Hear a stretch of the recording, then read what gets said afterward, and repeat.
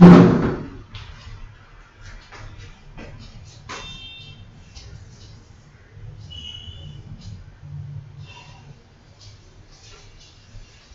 morning.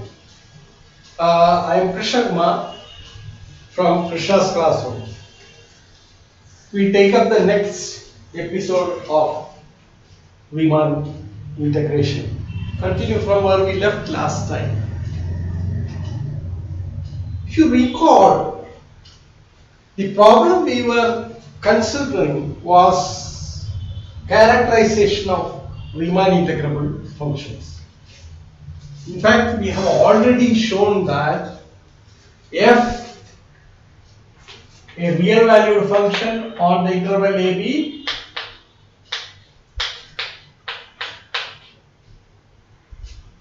Riemann integrable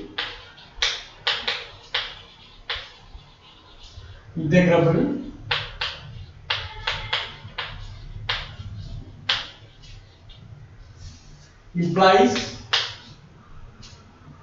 the set of discontinuities D, the set of all X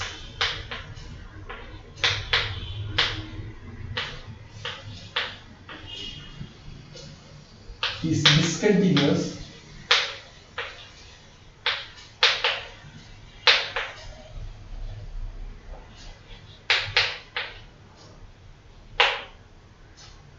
is a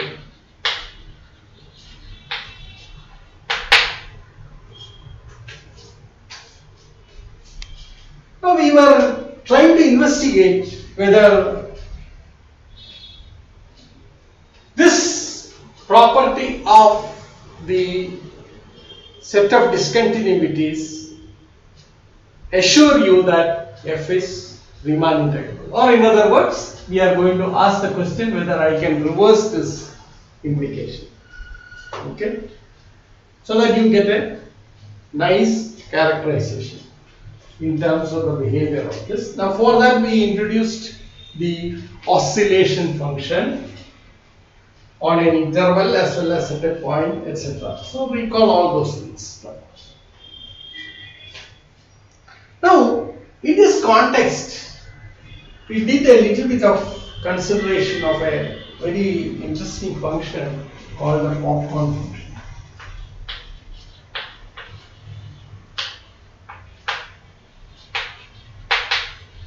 Which is defined as, it is f of x defined as at x equal to 0, equal to 1,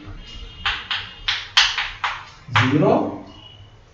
And this is equal to 1 by q at x equal to p by q, with the p, q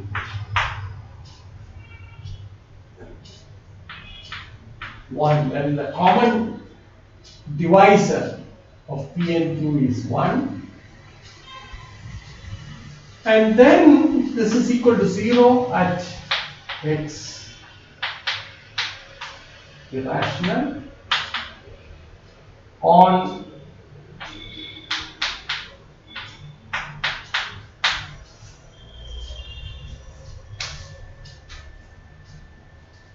we proved that the set of discontinuities of this function, in fact we observed that, or in fact we proved that f is continuous at all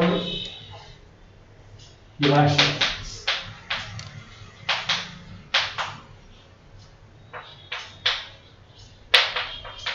And the set of discontinuities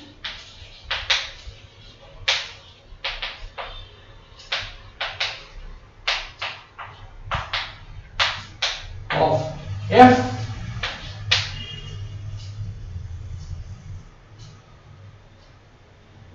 is through intersection 0, 1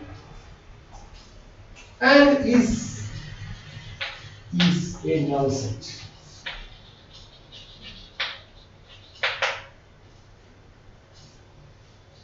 and we computed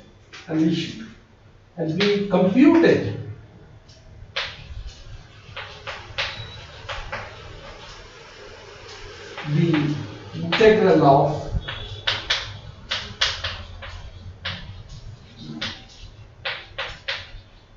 zero 1 and showed that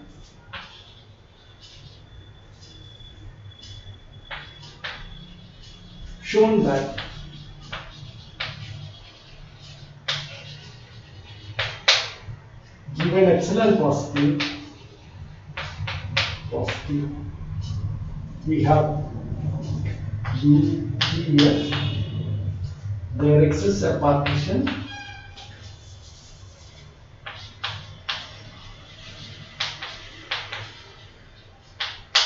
P of 0, 1 such that UPF minus LPF is less than.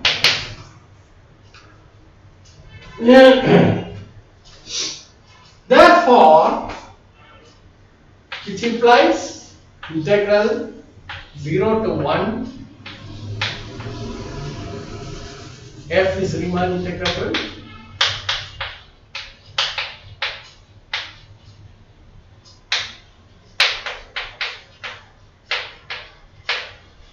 on 0 1 and integral 0 1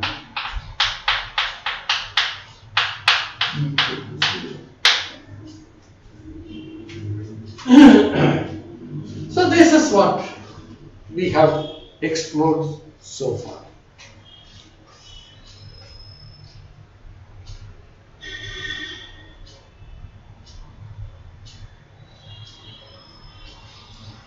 So what we observe is that the set of discontinuities of f is a null set in this case, and it is Riemann, or in the case of popcorn function, it is Riemann integrable. So we ask whether, in fact, all our earlier experiences are that if you have finite set of discontinuities, then it becomes Riemann integrable. Even countable discontinuities you can manage, it is Riemann integrable. In all those cases, we have observed that the set of discontinuities form a null set. Now this is the point. Therefore, we conjecture that the following.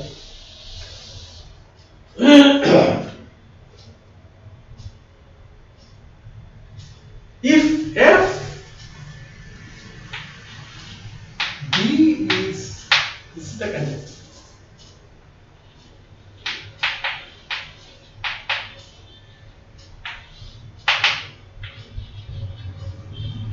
D is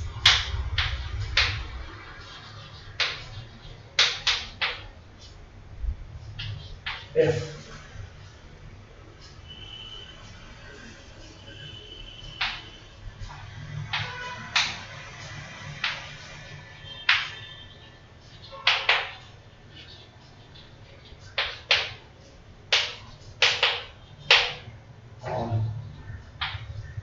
maybe that's the precondition for Riemann. Then Riemann.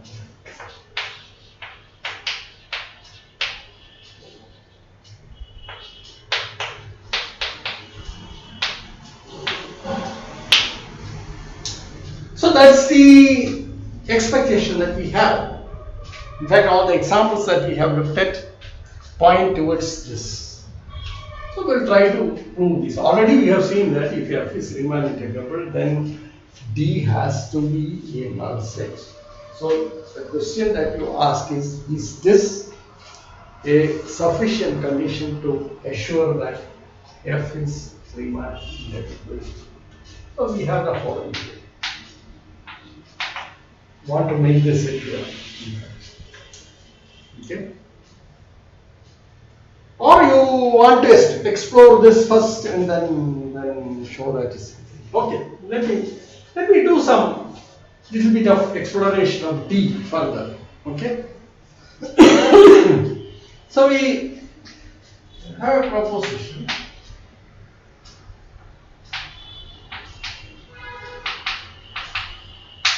which we shall require to prove this result. At some stage we will do this. Let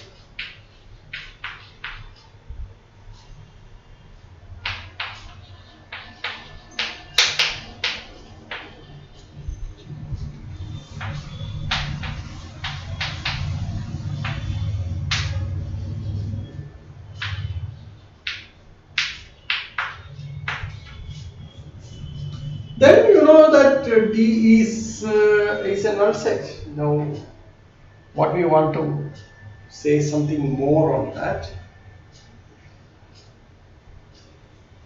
We want to show that then D epsilon. What is D epsilon? D epsilon is the set of all x for which omega is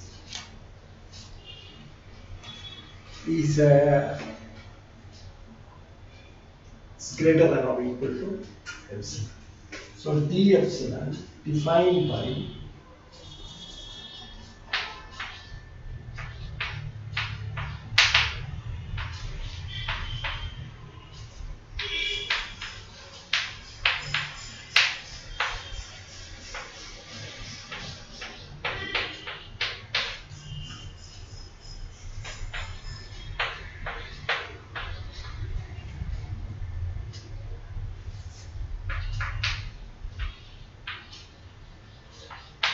compact subset of AB. Okay, it's a subset of AB, it's compact. So that's what we want to prove. Now, if you want to prove this, what you have to do? Let us take. Look at the proof of this possible. Now, one thing that you observe is this is compact. This is compact.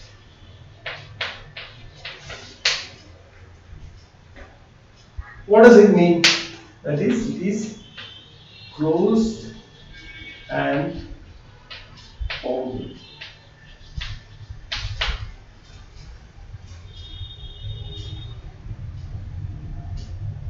Now, suppose you want to prove a subset of this is compact. All that you need to show is that, so a subset of AB is,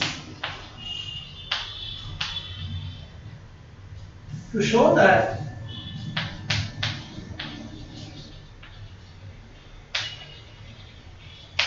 a subset of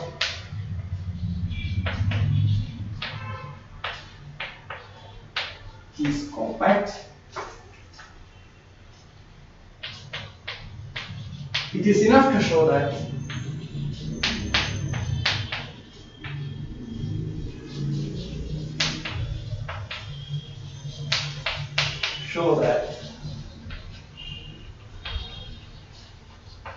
the subset is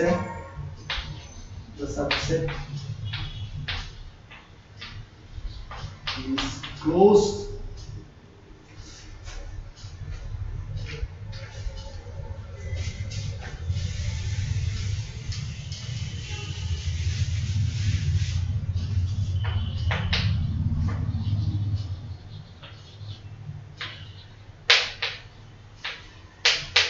subset.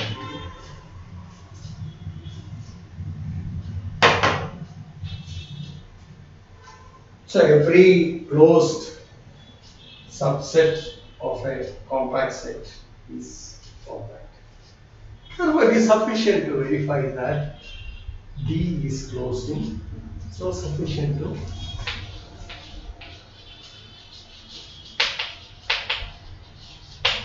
that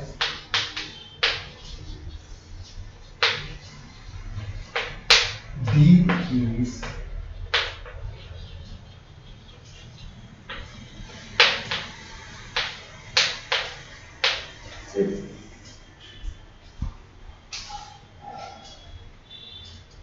D epsilon is closely. Let's say we were talking about D epsilon. Okay, so that's it. So how do we investigate this?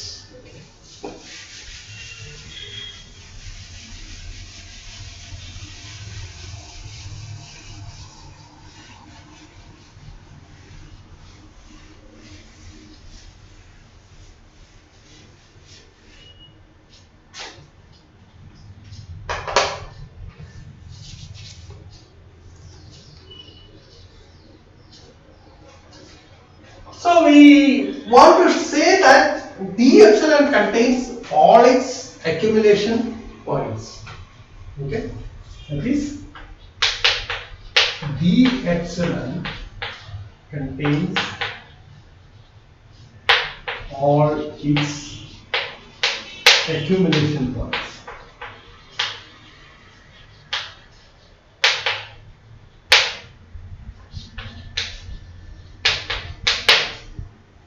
So let us take some T .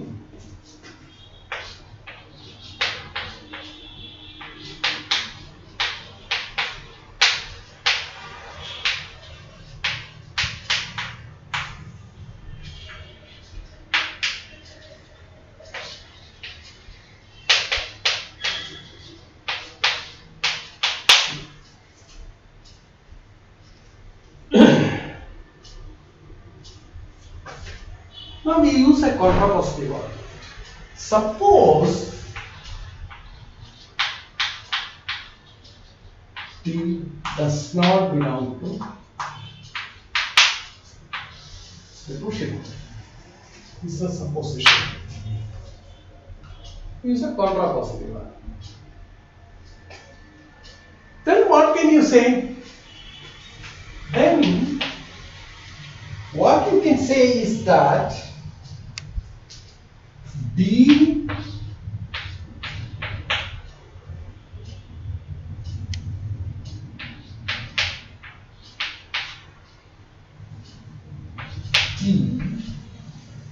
T is, see, the negation of what we have is, yeah, is less than.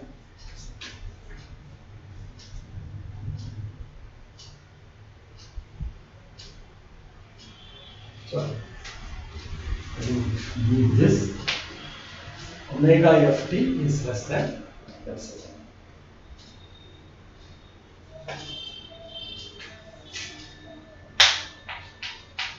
Then see, it's something like this. So it's some subset that you have.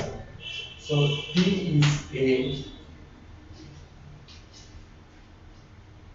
point where omega f t is less than epsilon. Okay. How is omega f t defined?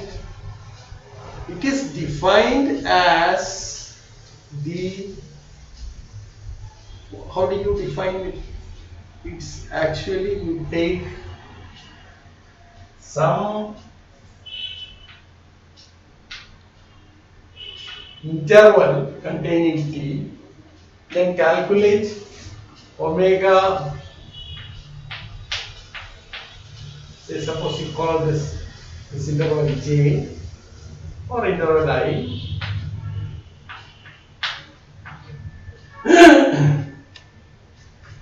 This has to be less than epsilon. Okay, right? So we work with this. So t belonging to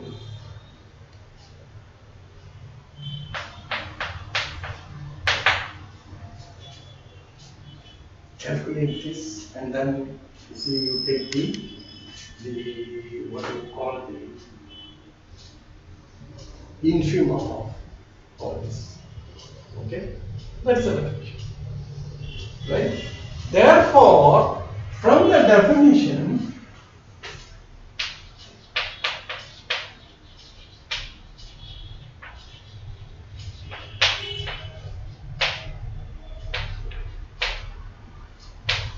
continuity such that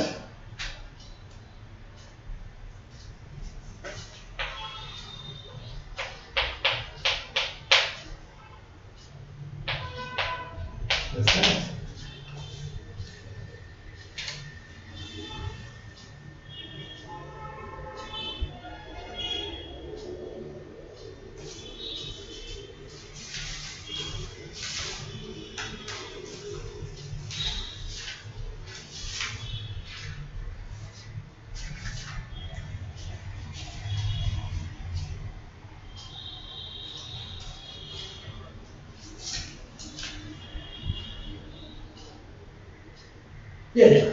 How did we define this? Define omega ft as the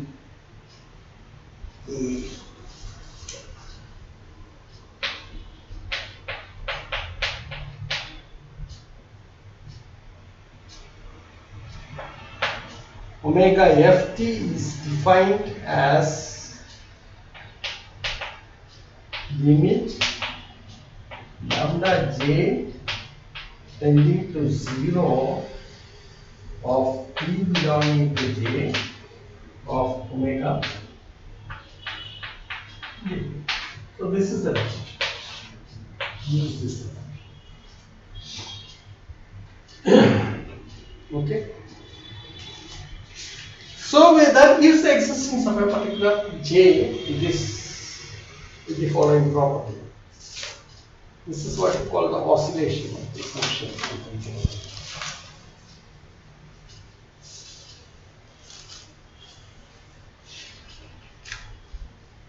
Okay. Therefore,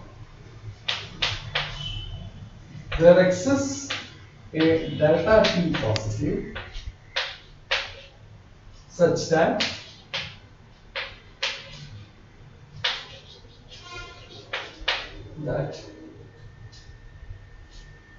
W f I is less than epsilon, where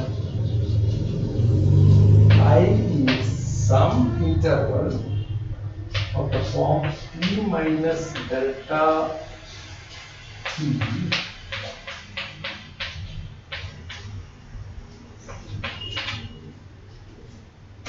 so this is t minus delta t plus first interval. You take the open interval. Okay, right.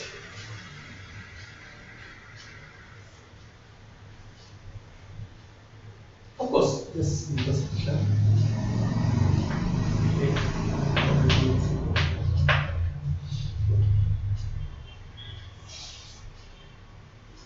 Therefore, there exists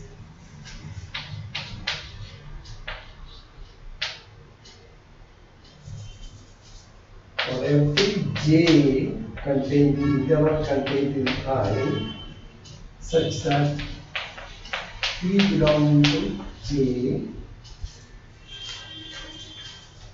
we have omega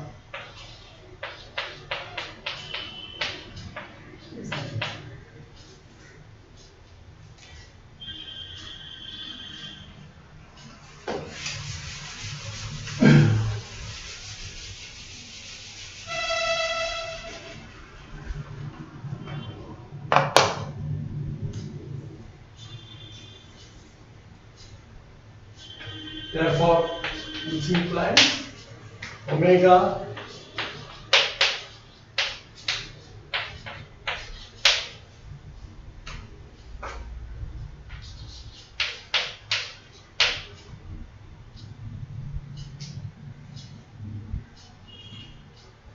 What does this mean?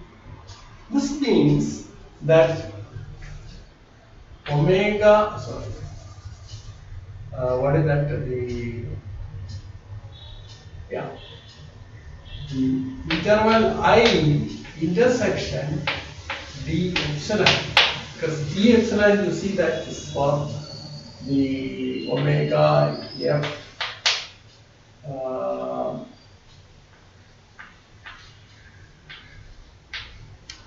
This is the class that you are talking about. So this intersection is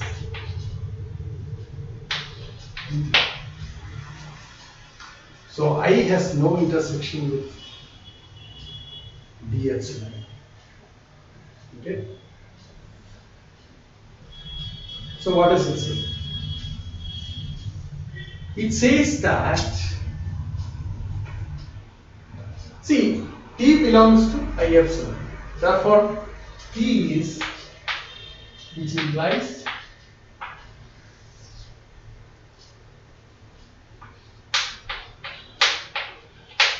not the accumulation point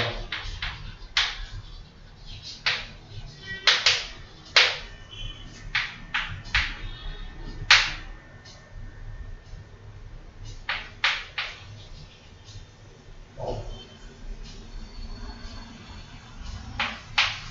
d epsilon. This is a point.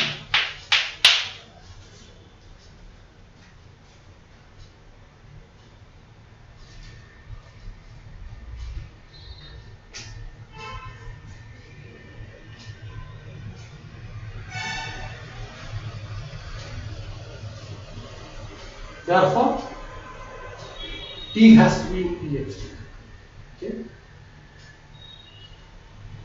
Therefore,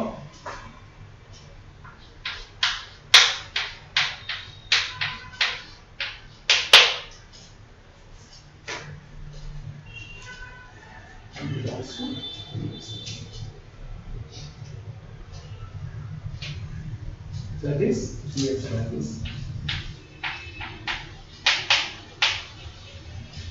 is set of the compact set AB implies d epsilon is. What is the consequence of this? The consequence of this is that if d epsilon can be covered by a countable collection of open sets, then there exists a finite subcollection which covers it. And this is the result that we are going to here. So now we have all the ingredients required to writing the proof of the main theorem. So let us take the theorem. Somewhere in the proof we have to use the compactness of d epsilon. Okay. So let me do that. So let us write down this.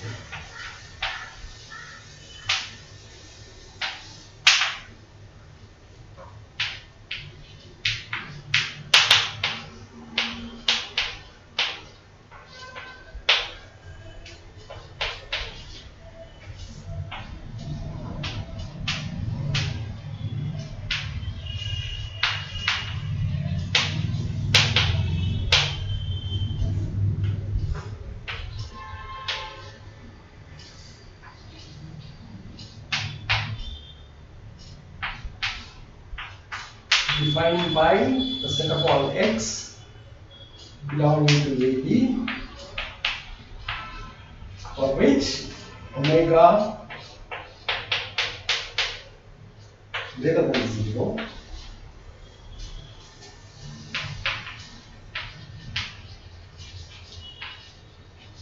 is a constant. That's the assumption. F is Riemann integral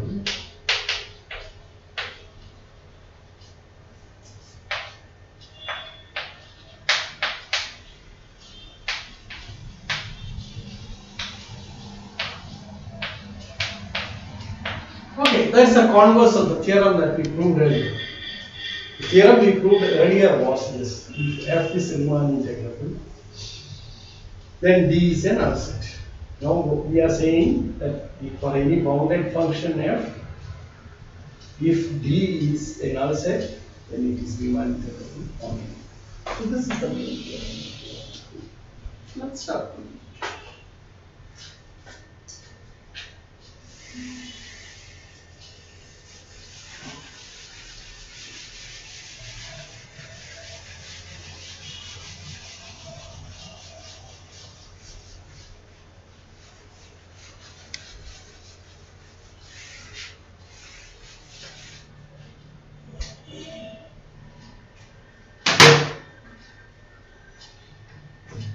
Okay, so if you want to prove a function is Riemann integrable, then what you have to do is, given an arbitrary epsilon positive, there exists a partition such that UPF minus LPF is less than epsilon. So proof. So we attempt to do that. So let epsilon positive. This is our strategy. In fact, I think that's the strategy whenever you want to prove f is Riemann integrable. Okay? Then we show that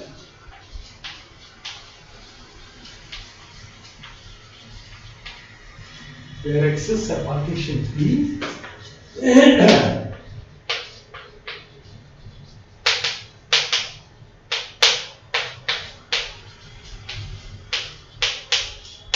such that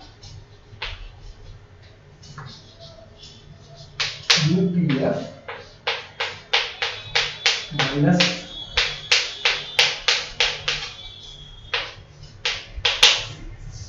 SLS. So our task is to construct a P. Okay. So we have to construct a P. So this is what we do. So construction of.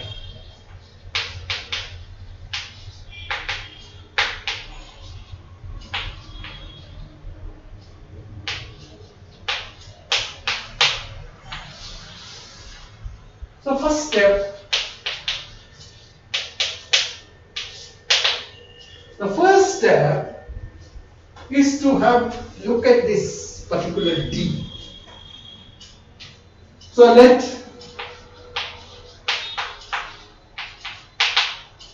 D is defined as the set of all F for which omega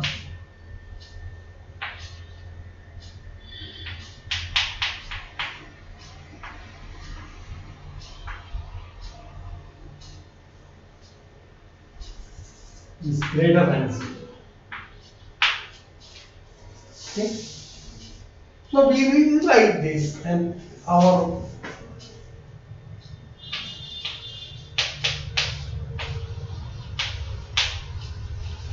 this is the given one. Now what we do is we define as before d epsilon prime to be some number, set of all x for which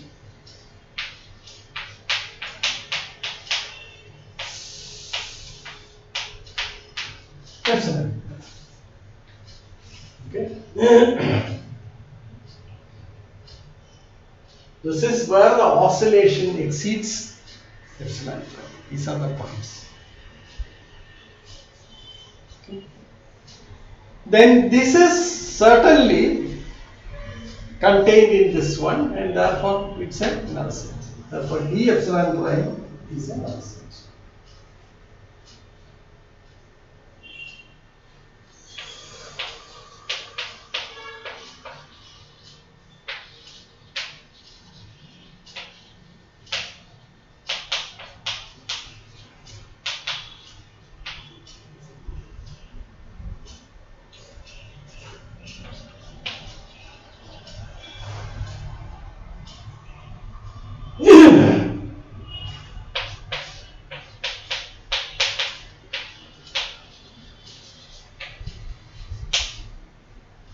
set.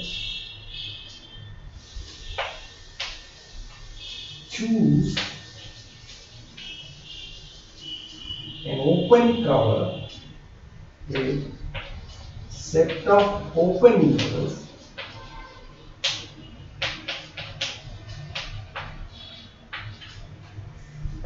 I1, I2, etc.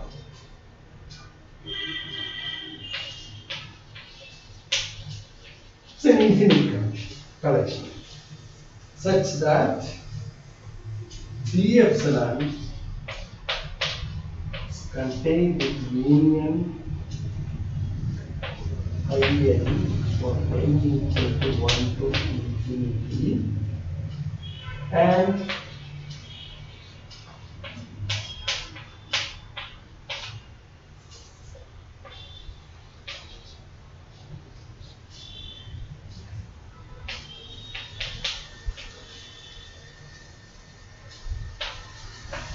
this is possible.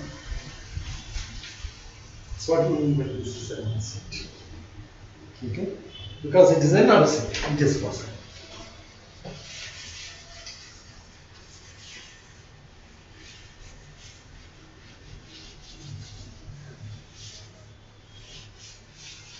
Okay? Now you want to assert that you are going to work with, is enough to work with a finite subcollection. There we use the compactness. Okay? So let us see. So since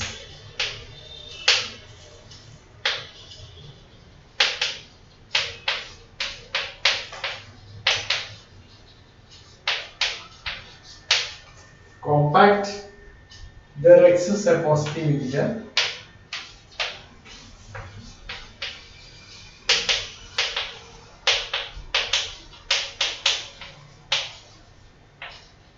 M such that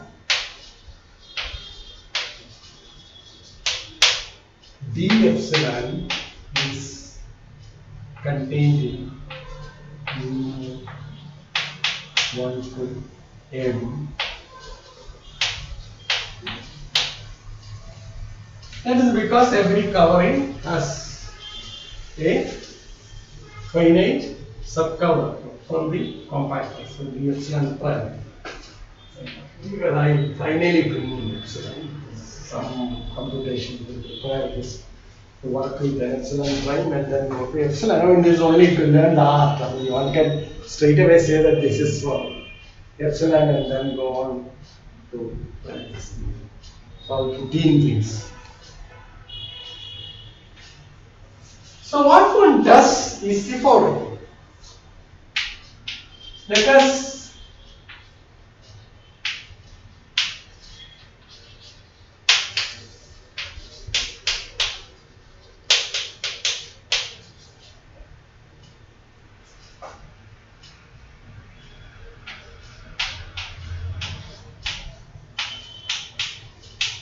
maybe for n equal to M as A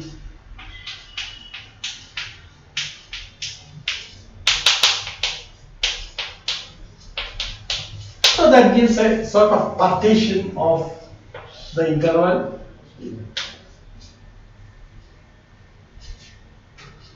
Okay.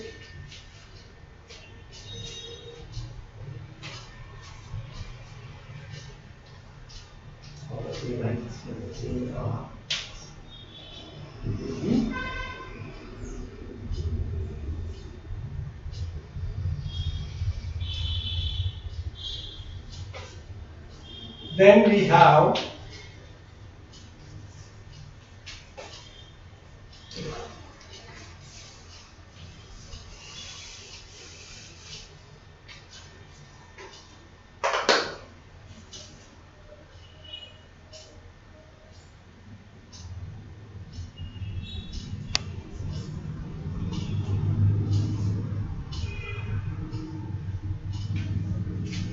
because it's not the same M that you get because You get this. You are working on d epsilon prime acting with this. So there are other points in AB. It doesn't come. So you see, when you take into account that, you get a partition. There might be the points which do not belong to d epsilon prime. Okay. So those points also will have to be accommodated. Okay. So you write this. Therefore, what one gets is the following.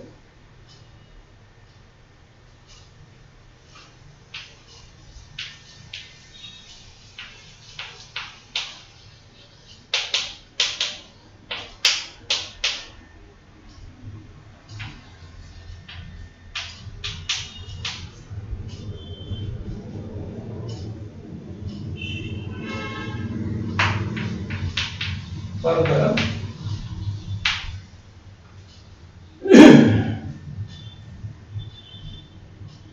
so this is the partition that we take.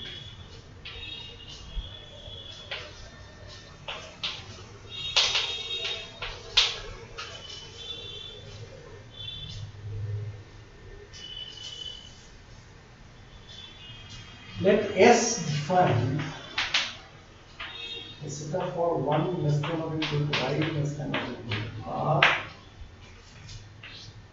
xi minus 1 xi intersection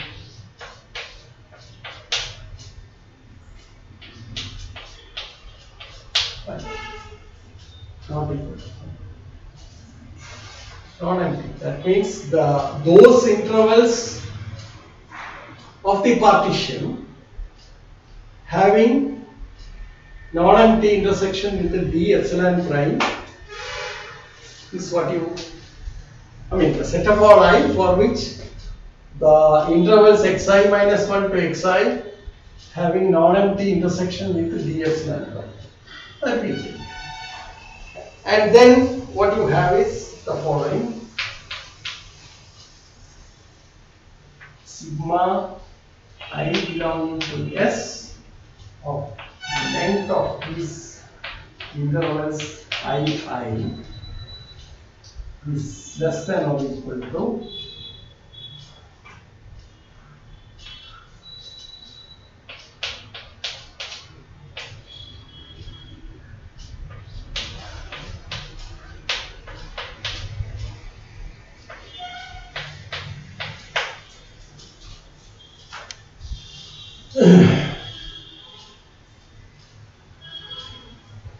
okay, so this is less than epsilon prime.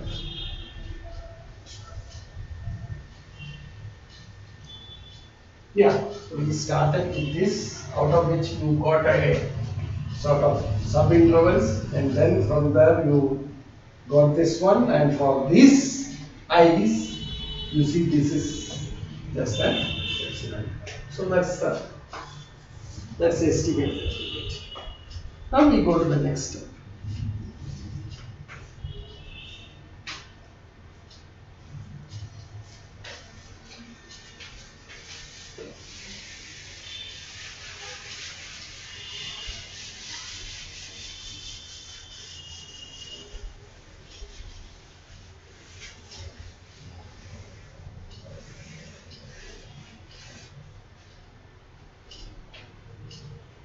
So what we did, we had the d epsilon, then we constructed a partition of AB for which a part of it is all those intervals whose intersection with the d epsilon prime is non-empty, and this has this particular property. So that's what we have proved. Now let us take, so what we eventually want is UPF minus LPF is less than epsilon for some epsilon, and epsilon is somehow related to epsilon prime. So that when epsilon prime goes to 0, epsilon goes to 0. Yes, that's the idea. So let A be defined as a union of I not in S. This is the set where I is in S. So I not in S of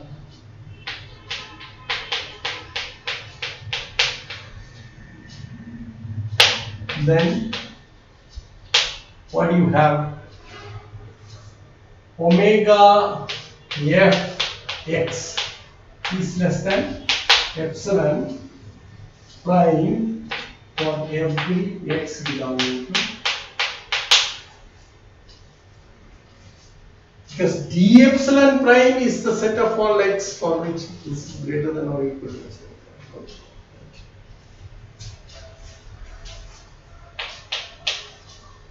Then there exists a delta positive such that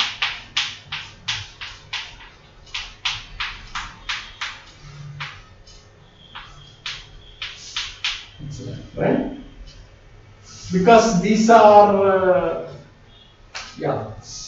the points for which mod fx minus fy is less than epsilon prime.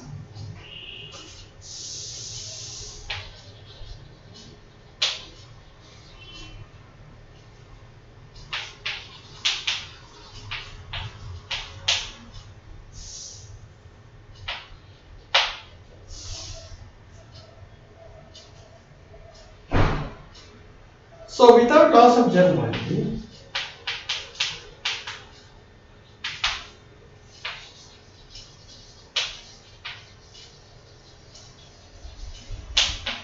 we assume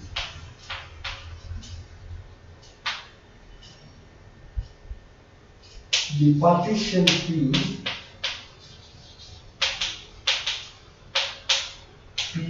is such, has the property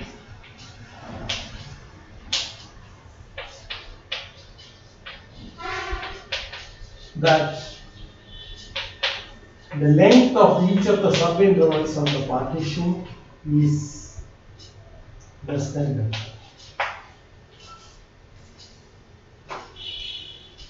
So what happens?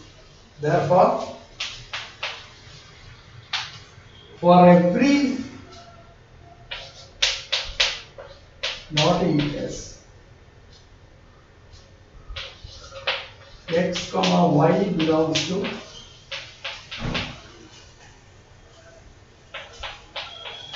inside, then we have mod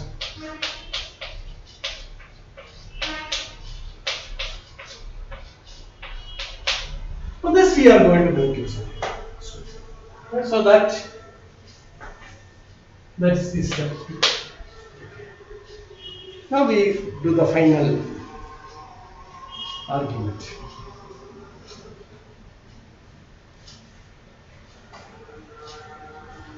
Make the final argument. That is the step 10. We actually compute this.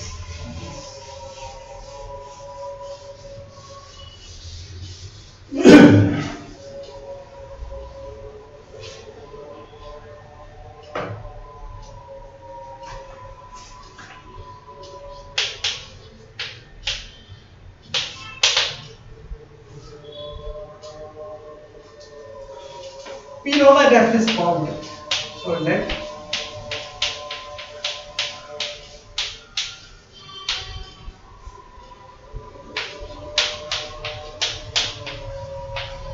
where m is the bound for f on A. Now let us define mi to be defined as supremum of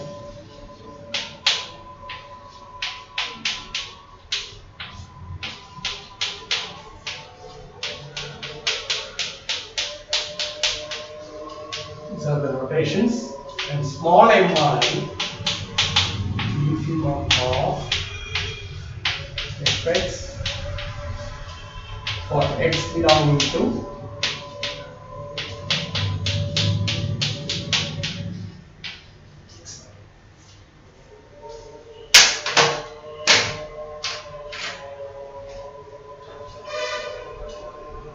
now they do exist. I mean, there is no problem about that because it's a continuous. Sorry, it's a bounded function that we are working on. Okay, so they do exist. Then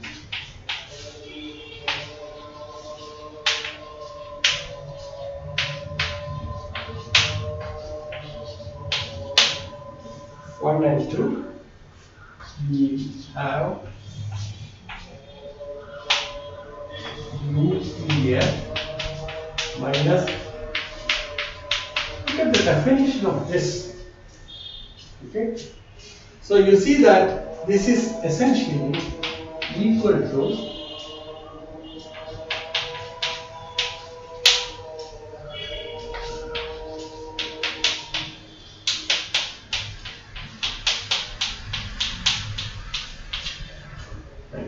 this is the partial solution. Now this is split up. This is split up into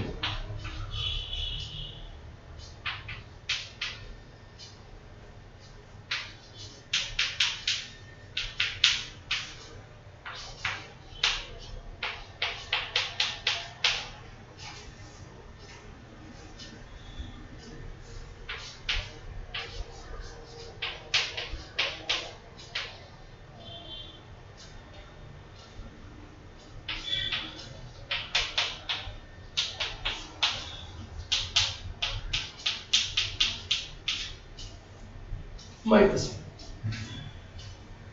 And this estimates to be, you know, that this is actually 2m, the maximum value, 2m into sigma I belonging to S of xi minus xi minus 1 plus epsilon prime,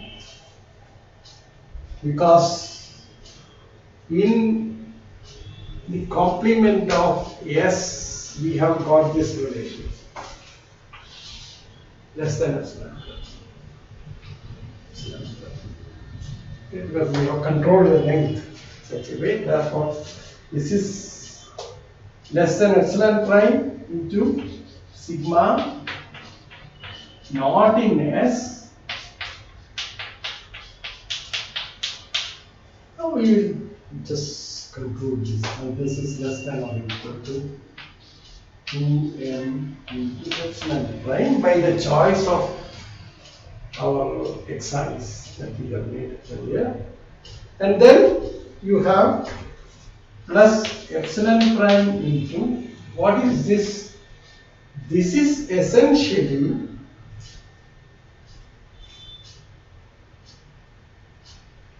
this sum is less than or equal to b minus a,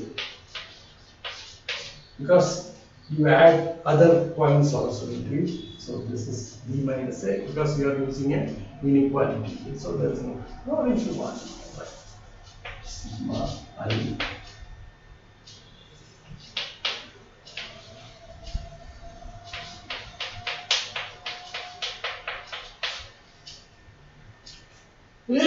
this is equal to 2m plus this part is b minus a into epsilon. All that you need is choose epsilon.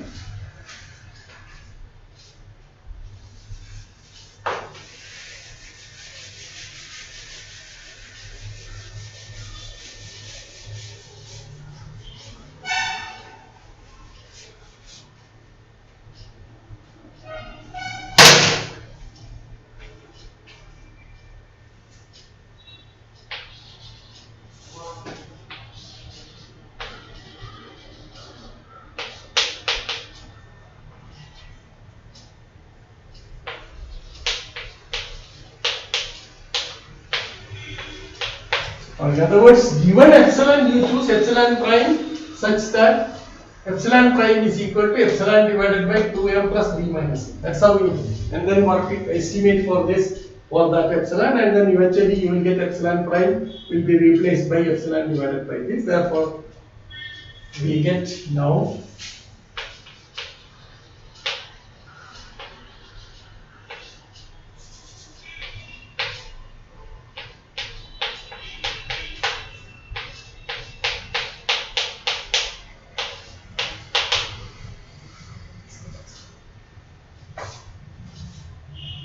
therefore f is Riemann integral.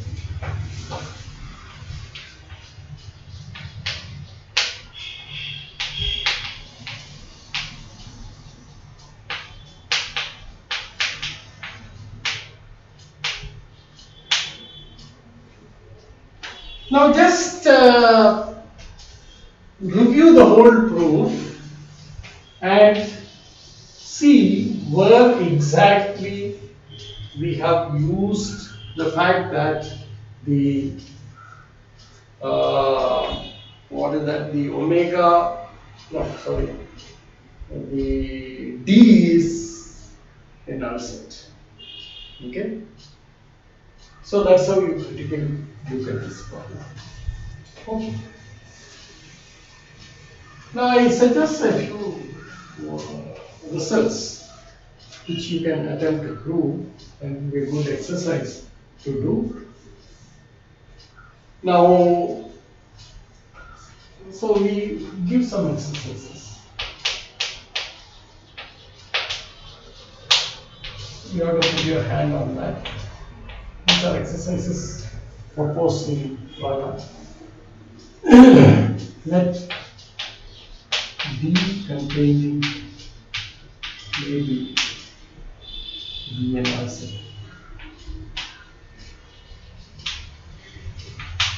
Then AB slash D is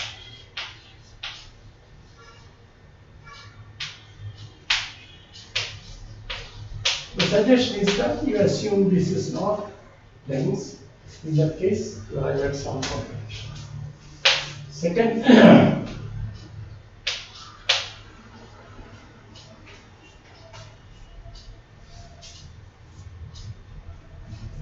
let f is a Riemann integral function of B.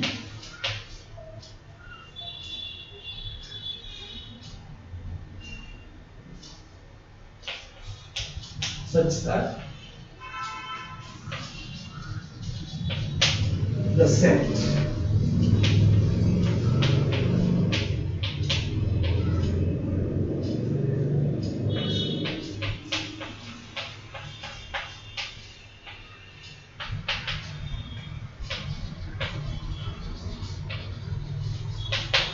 one set, then show that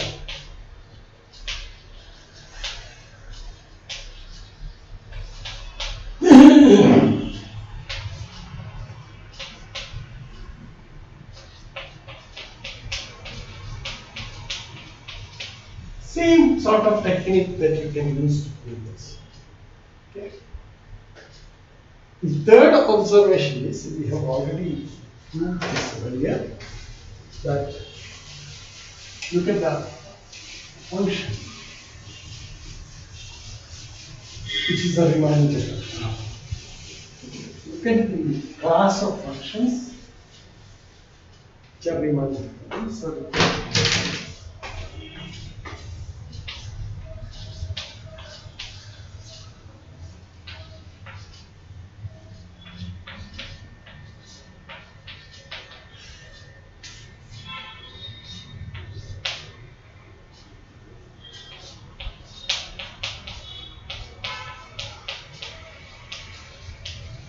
Riemann integral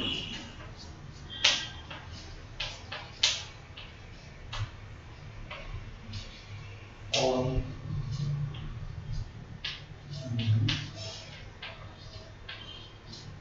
what's this?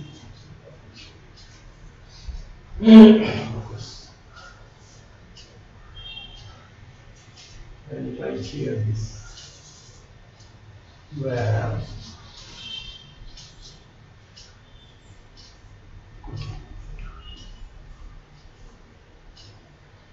The next problem that you want to show is that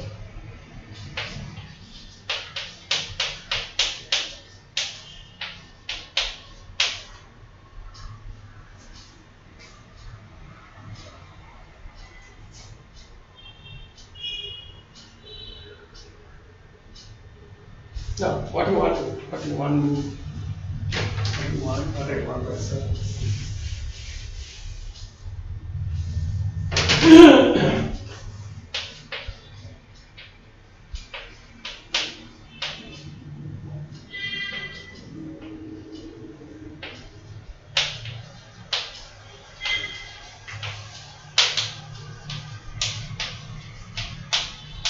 A real linear space means a linear space over the field of reals. That's a mean.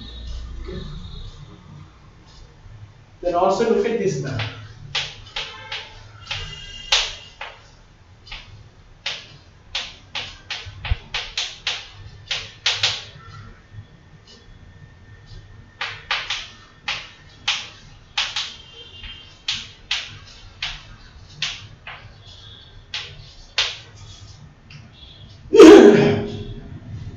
And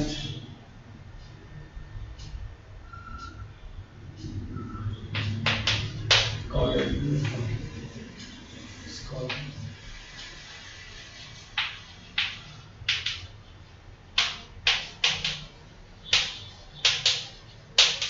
there are two things to prove. I think we have proved it already. Sum of Riemann integrable functions is Riemann integrable. Scalar multiple of Riemann integrable function is again Riemann integrable.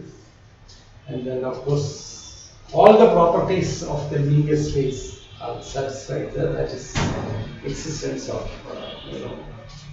some is of course associative, commutative, and then you have got all the requirements of a linear space are satisfied by RA. That's what you have to prove.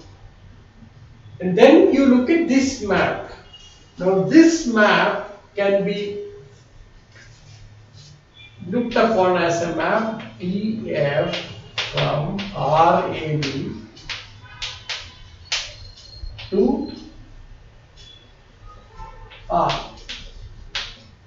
It's a scalar valued function. Then you prove that TF is linear. So TF of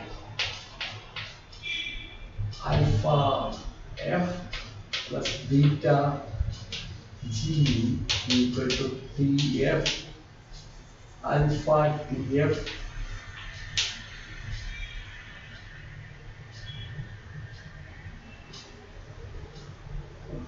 plus T.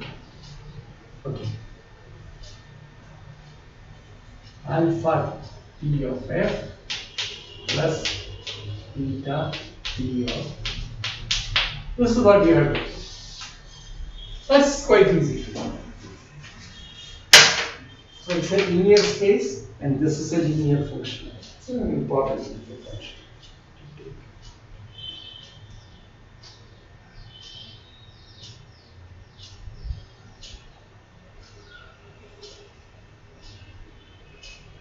Okay, the next property is that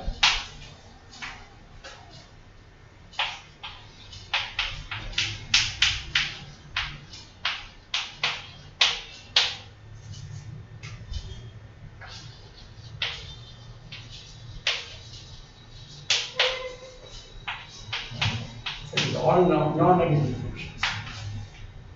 Then what you have is that then integral A to B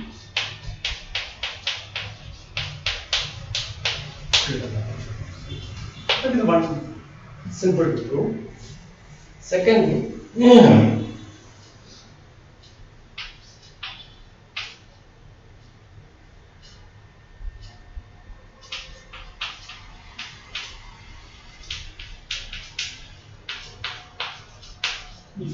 if the set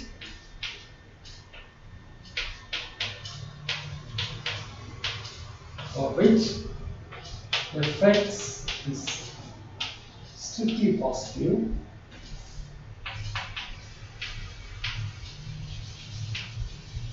that's also not difficult. So there are two parts of this. One, second part.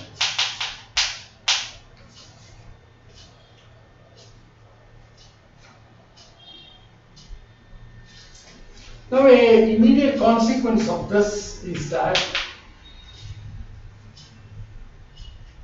let the bounded functions on AB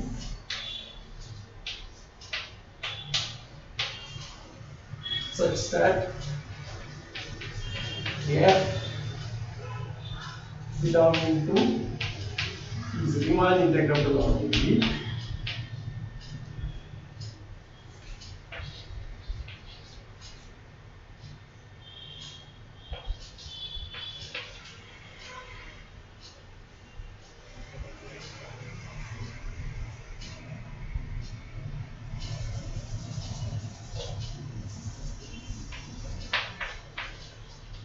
f comma g belong to R.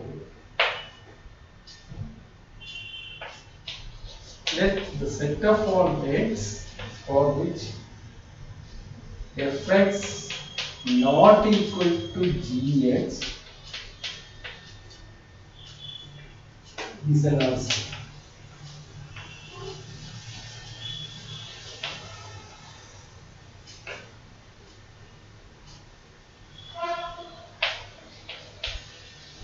Then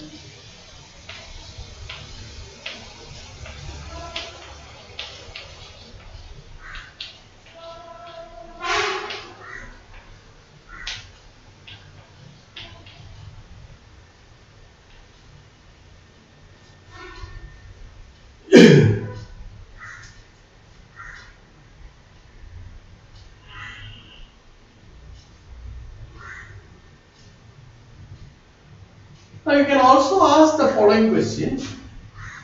Suppose f is Riemann integrable and nothing is said about g except that they are bounded functions on it. And let this set be a null set. Can you say that g is Riemann integrable and this property is satisfied? So that's another question that you ask. Okay.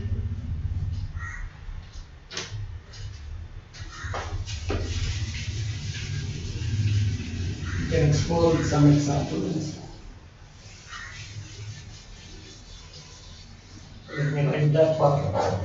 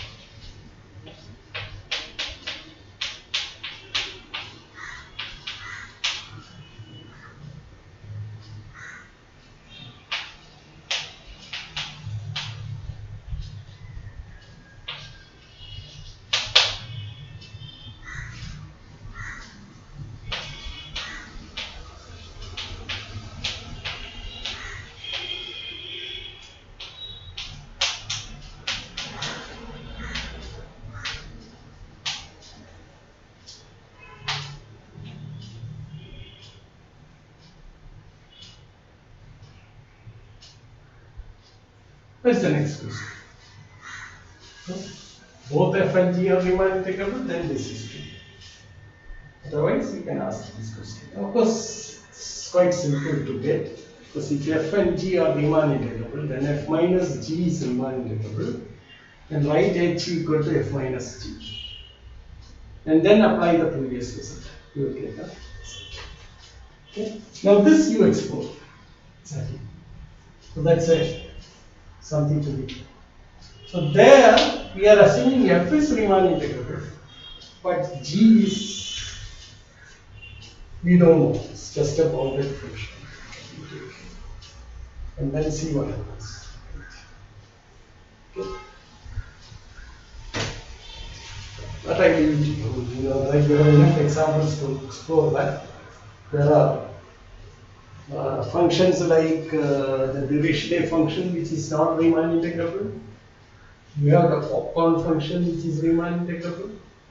And this kind of functions are there in your hand, so you can use some of them and or a combination of them and then try to get the information.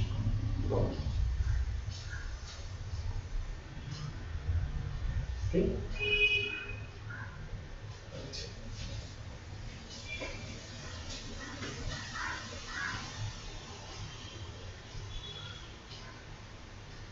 So this is something which we have mentioned earlier. G is a Riemann integrable function. F continuous implies on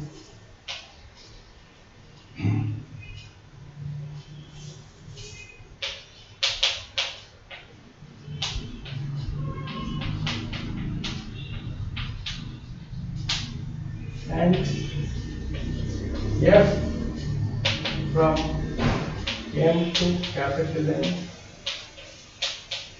is continuous.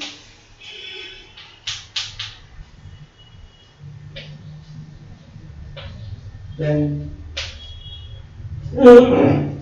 H defined by F composition G is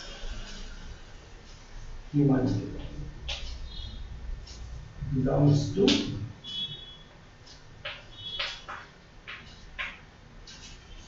now the question is, having proved this, you ask the question, suppose you relax this to F is also Riemann integral. Is G F composition G Riemann integral in that case? So that's the next question.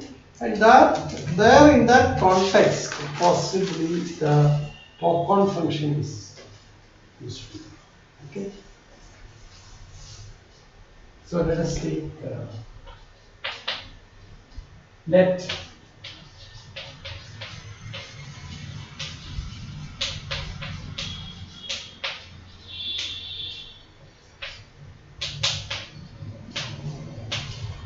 something over 1.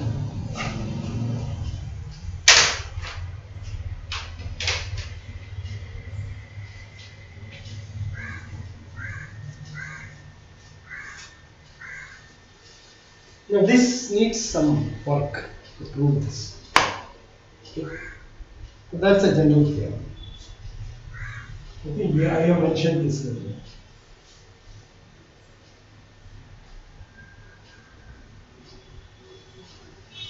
And Gx equal to 1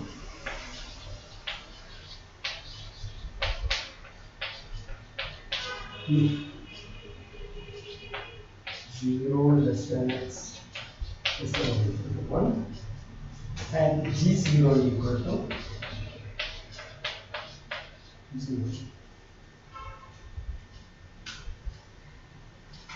So that's a fairly straightforward function, which is 1 everywhere except at 0. So it has only one discontinuity, and therefore G is a Riemann integral function. F is also a Riemann integral function because it is given to be the popcorn function. Now consider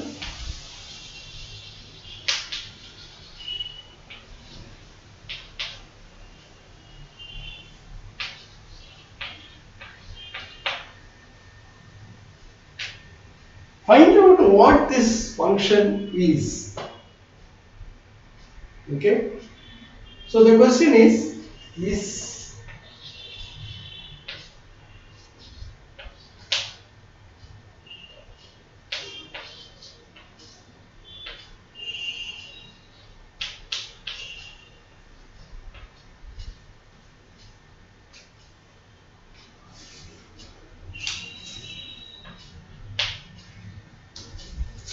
so if this is not, that you can see by actually computing h. So compute h and see whether what function it is. And you can immediately probably infer that this is not Riemann integrable. Also, what does it say? It says that if both f and g are Riemann integrable functions, then and G composition f is well defined, then still you cannot say that G composition f is Riemann integrable. That is not true. So you can't relax this any further. So G is here, we have assumed G is to be continuous, and that is required to support that result. So two Riemann integrable functions well defined, and G composition f, if you take, well defined in the sense that G composition f makes sense, then G composition f need not be Riemann integrable. That is the conclusion from that. Okay. Now there is another result that we have already proved. All monotone functions, let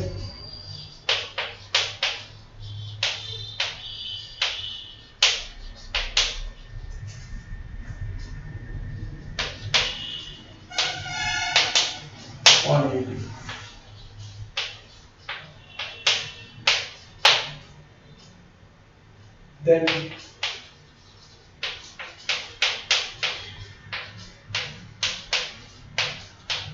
now one of the results that leads to this is that, you see, the set of all what did I wanted to say something. Wait. So yeah. So this can have at most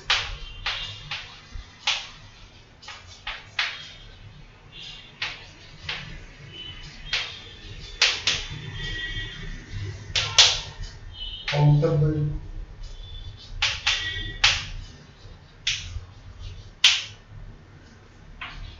discontinuities.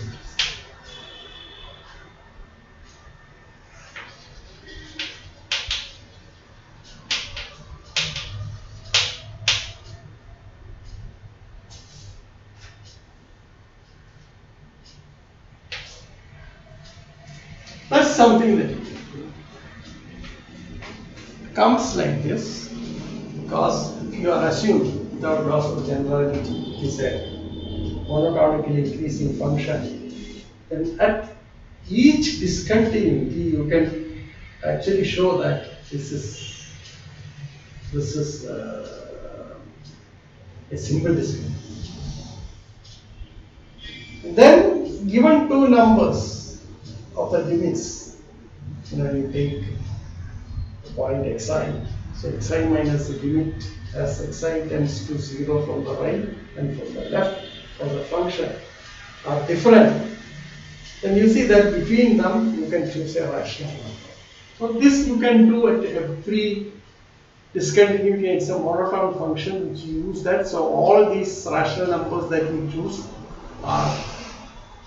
can be chosen differently. Okay. Therefore, what do you get? Get that? Just at most countable number of discontinuities. That's how. That's very simple. Okay. Now I think I'll stop here today, and then what we explore next is in fact we have completed now one of the second question that we have explored. So what were the questions that we explored earlier? First, explore the connection between the area function and the what you call the antiderivative of the function. So that is a fundamental theorem of calculus. Now the second problem was, of course, which functions are Riemann integrable, and that also we have resolved. So two major questions we have already tried to explore. Okay. Now we embark on a very fascinating set which gives you a wealth of examples for all pathological cases. And this is the well-known Cantor set. Just some amazingly beautiful properties. And that, of course, these properties are offshoot of the mysteries that lie on the structure of the real matter. Okay, so we'll do that next time. So we start with the Cantor set next time. Okay, and after completing that, our strategy or our next goal is to make some observations on what are the inadequacies of the Riemann integration. That would justify our next step, namely going to go for a more general definition of integral, so that more functions can be brought into a class than what the Riemann integral accommodates. Okay, which leads to the startling discovery of the last century, namely data integration theory, and now its various generalizations. So thank you very much.